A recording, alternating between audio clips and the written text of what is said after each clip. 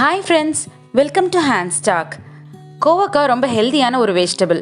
அது முடி நல்லா வளர்றதுக்கு, வெயிட் லாஸ் பண்ணுறதுக்கு ரொம்ப ஹெல்ப்ஃபுல்லாக இருக்குது. சுகர் பேஷண்ட்ஸ் அவங்களோட டயட்டில் ரெகுலராக கோவக்காயை சேர்த்துட்டு வந்தால் சுகர் லெவல் கண்ட்ரோலாக இருக்கும். இந்த வீடியோவில் இவ்வளோ ஹெல்தியான ஒரு வெஜிடபிளை வச்சு ஒரு யம்மியான சட்னி எப்படி பண்ணுறதுன்னு பார்க்க போகிறோம்.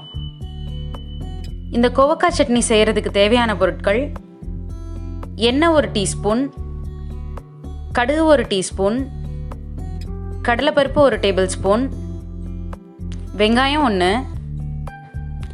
தக்காளி 1, காஞ்ச மிளகாய் 7, 1 கப் கோவக்காய் மெல்லிசா கட் பண்ணது, உப்பு தேவையான அளவு, வெள்ளைப்பூடு 4 பல்.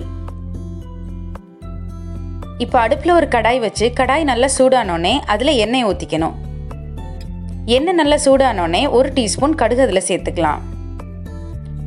அதோட 1 டேபிள் ஸ்பூன் கடலைப்பருப்பையும் சேர்த்துக்கணும்.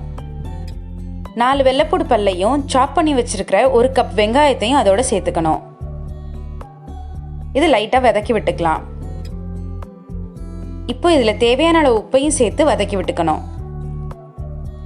லைட்டாக வதங்கினதுக்கப்புறம் இதில் காஞ்ச மிளகாயும் சேர்த்துக்கணும்.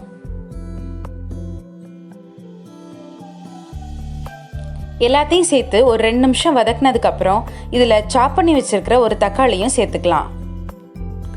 இப்போ எல்லாத்தையும் சேர்த்து நல்லா வதக்கி விட்டுக்கணும்.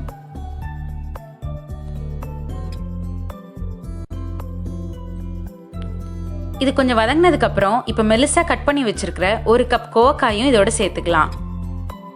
எல்லாத்தையும் சேர்த்து நல்லா வதக்கி விட்டதுக்கப்புறம் இதை ஒரு மூடி போட்டு கோவக்காயை வேக விடணும். நம்ம மெல்லிசா கட் பண்ணியிருக்கிறதுனால கோவக்காய் சீக்கிரமாக வெந்துடும். இப்போ பாருங்கள், கோவக்காய் நல்லாவே வெந்துருச்சு. இதை ஆற வச்சு மிக்சியில் போட்டு நல்ல ஃபைன் பேஸ்ட்டாக அரைச்சி எடுத்துக்கணும். ஒரு சின்ன கடாயில் 1 டீஸ்பூன் எண்ணெய் விட்டு அதில் 1 டீஸ்பூன் கடுகு, 1 டீஸ்பூன் உளுந்தம்பருப்பு, கொஞ்சமாக கருவேப்பிலையும் போட்டு தாளிச்சுக்கிட்டு அரைச்சி வச்சுக்கிற சட்னியில் சேர்த்துக்கிட்டா ரொம்ப டேஸ்டியான கோவக்காய் சட்னி ரெடி. இது இட்லிக்கும் தோசைக்கும் ரொம்ப ஆப்டான சைட் டிஷ்ஷாக இருக்கும். இந்த வீடியோ உங்களுக்கு பிடிச்சிருக்குன்னு நினைக்கிறேன். பிடிச்சிருந்தா லைக் பண்ணுங்கள், உங்கள் ஃப்ரெண்ட்ஸோட ஷேர் பண்ணுங்கள்.